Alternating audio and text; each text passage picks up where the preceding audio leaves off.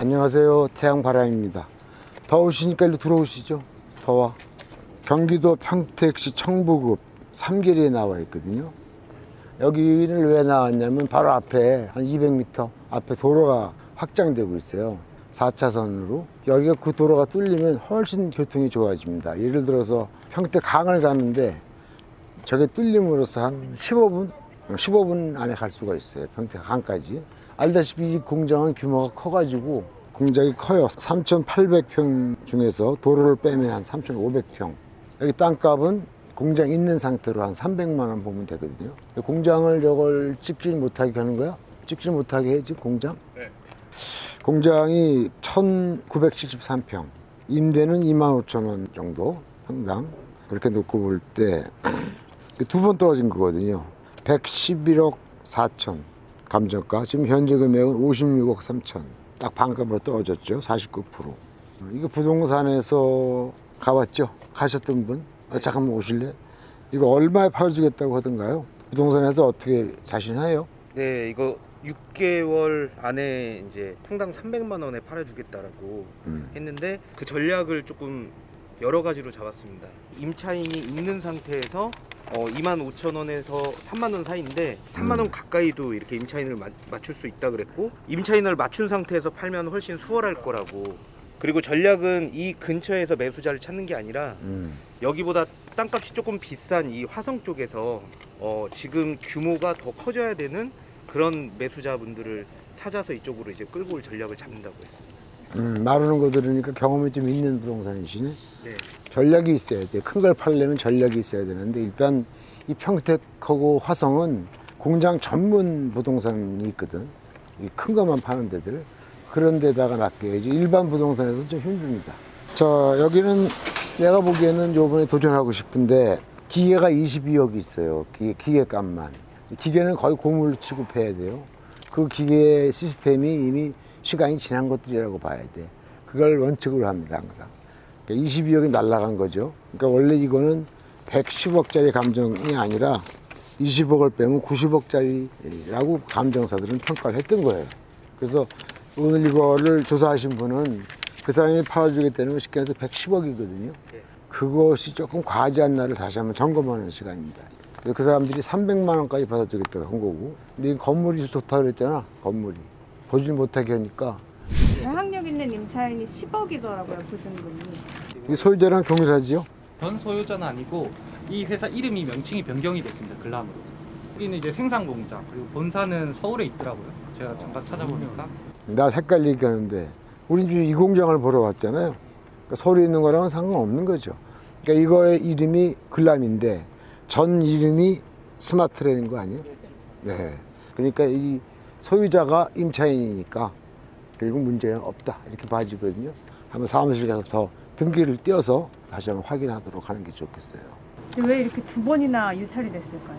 일단 액수가 크고요. 그다음에 기계가 20억 있잖아요. 그게 부담이 됐겠죠. 아, 이게 사실은 90억짜리인데 110억으로 평가됐으니까 너무 과하게 기계값을 뺀다면은 한 번 더 떨어지지 않을까를 다 예측했겠지.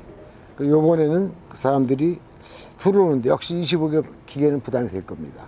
팔아봤자 고물인데 그런 부담이 있어가지고 우리 예상이 얼마인지 몰라도 우리 예상보다 많이 쓰지는 않을 것 같은 좋은 예감이 들어요. 내가 볼 때 오히려 좋은 예감. 사람들이 이것 때문에 좀 덜 쓰지 않을까. 그 틈을 잘 노려서 우리도 가격을 잘 정해야 될 것 같고, 문제는 이걸 팔아주겠다고 하는 의욕 있는 부동산이 현재 있다는 거 있으면 다른 데 돈을 다시 한번 가버리는 얘기야. 그 사람 말만 믿을 수가 없어요. 그 사람은 110억에 팔아주겠다고 그러는데 내가 보기에 큰 공장이 그렇게 쉽게 장담할 수 있는가. 그 사람은 이런 걸 몇 개나 팔아봤는가. 그런 걸 좀 다시 한번 짚고 싶어요. 이 동네에서 이제 이 공장 말고 다른 공장으로 여러 부동산을 다 다녀봤는데 그 부동산들이 결국에는 여길로 연락이 오더라고요. 그 질문이 있는데 이게 인근에 있는 도로가 여기 공장에 좋은 영향을 미치잖아요. 그러면 감정평가할 때 작년인데 그런 게 다 고려가 되나요, 보통? 예정도로는 고려가 안 되죠. 지금 시점에서 하면 거의 완공됐기 때문에 영향을 줄지 모르지만 그 당시는 뭐 예측만 이제 가능성만 보고 하는 거기 때문에 들어가지 않습니다. 평가에. 근데 오늘날 보니까 여기까지 들어오는 동안에 도로가 괜찮아요. 맨 앞에 부분만 6m 정도 되고 그걸 지나오니까 다시 7, 8m로 넓어져가지고 그쪽에는 큰 차도 교행이 될 수 있을 것 같고 하자가 없는 공장 같이 보입니다. 좋아요. 계속 그 기계 20억 넘는 게 눈에 걸리는데 그걸 조금 더 고물이 아니라 더 활용할 수 있는 방법은 없을까요? 글쎄 나도 그 자세한 기계를 본 적이 없어서. 근데 옛날에는 저런 걸 동남아시아에 수출을 했었어요. 잘 돼서. 근데 요새는 그 수출이 잘 안 되는 것 같아요. 한번 한물 간 게 동남아시아에서 써먹을 수 있었거든. 근데 요새는 그 소리가 좀 없는 거 보면 동남아시아도 다른 길이 많이 열렸는지 수출이 잘 안 됩니다. 그러면 거의 고물값이라고 생각하고 하는 게 맞아요. 근데 그 공장 입찰 전에 소유자나 임차인을 만나시진 않으세요? 만날 경우는 있어요. 왜냐하면 그 사람이 여기 다시 임차할 의향이 있느냐인데 이건 내가 딱 봐도 다시 임차할 가능성이 좀 적어 보여요. 이 소유자가 망한 거잖아. 소유자가 따로 있고 임차인이 있는 경우에는 소유자는 망했어도 임차인이 사업이 잘 되면 그냥 쓰겠다고 할 텐데 이건 소유자가 망한 거다 보니까 사업이 안 되니까 망했을 거 아니야. 근데 여기 비싼 돈을 주고 임차를 다시 하겠어. 그래서 가능성이 좀 없지 않느냐 이렇게 보는 거죠. 공장 보실 때 이제 보유하는 전략을 세우시기도 하고 그냥 단타로 하실. 아까 거는 화성에 있는 건 단타가 생명이었잖아. 이건 도로가 좀 뚫리잖아.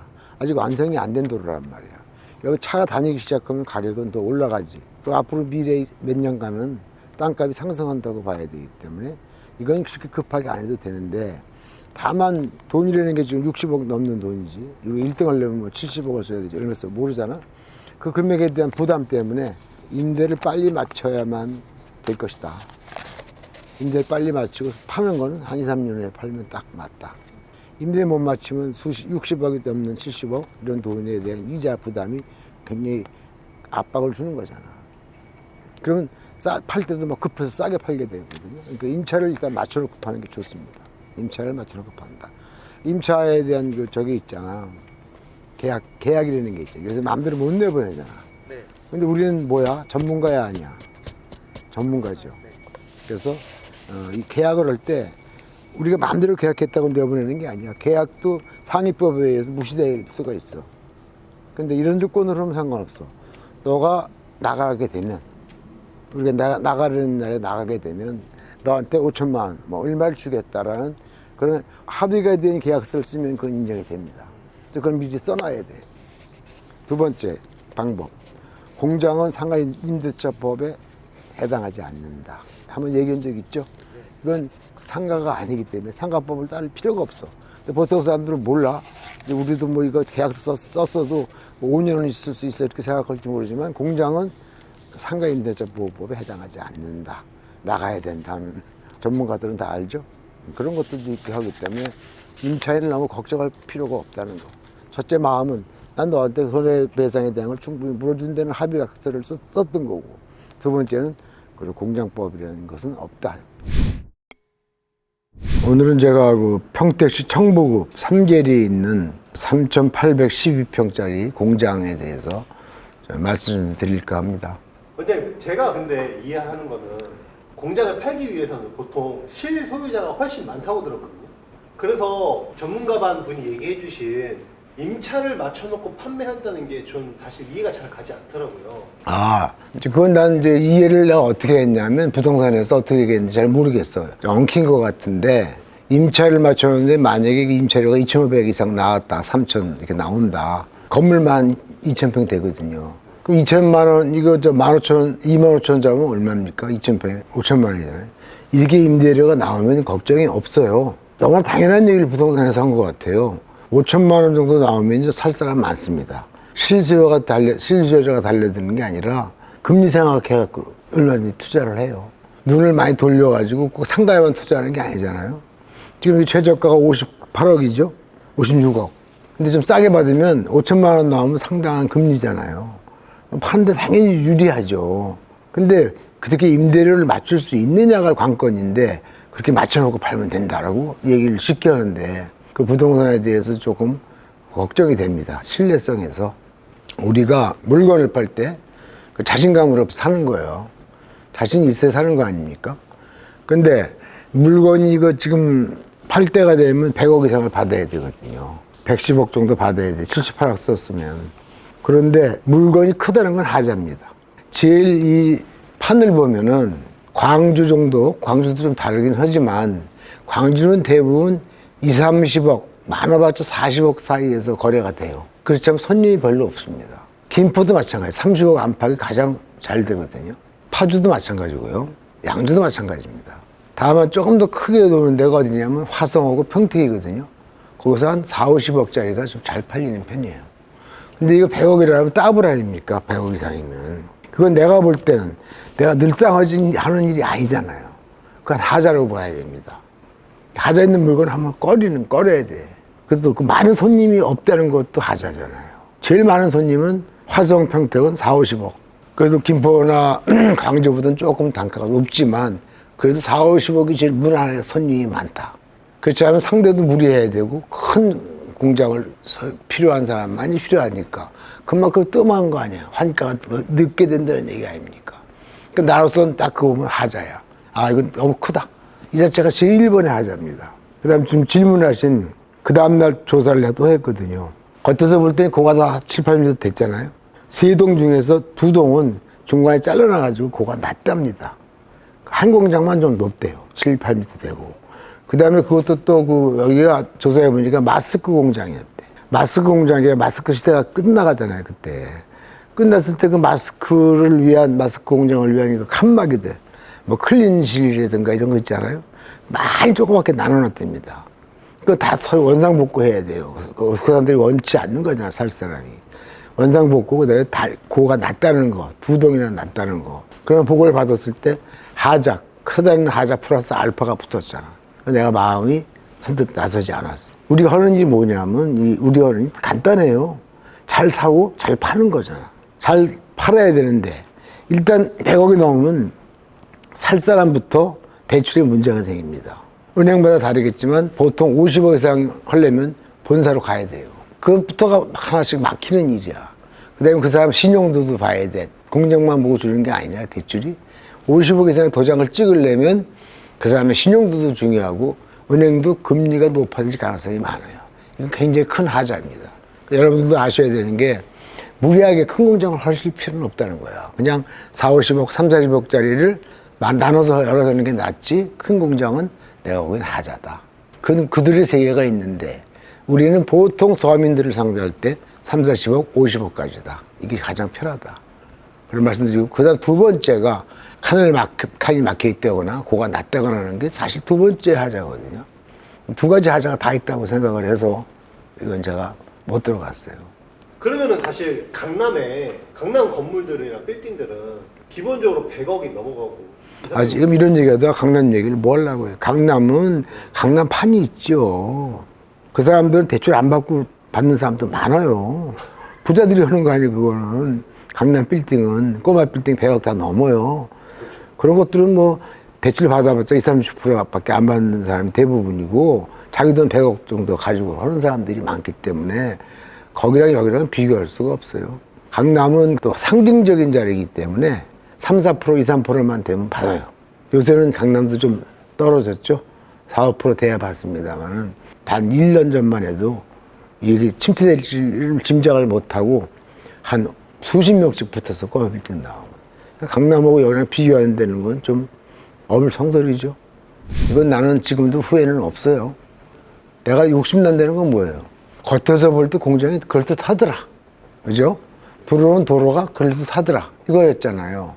도로가 4차선으로 확장된다더라. 그거였잖아요. 그렇게 미련을 가질 수 있는 거를 그땐 끊어버리는 게 내가 잘하는 거다. 그런 좋은 점이 있음에도 불구하고 고가 낮은 거라든가 금액이 크다든가는 난 그걸 더 큰 하자로 봤어요. 그래서 좋은 점은 다 얘기했지만 그럼에도 불구하고 난 이걸 단념했다. 그리고 내가 들어가서 떨어졌을 거야. 난 68억 정도 이상은 못 쓸 것 같았거든요.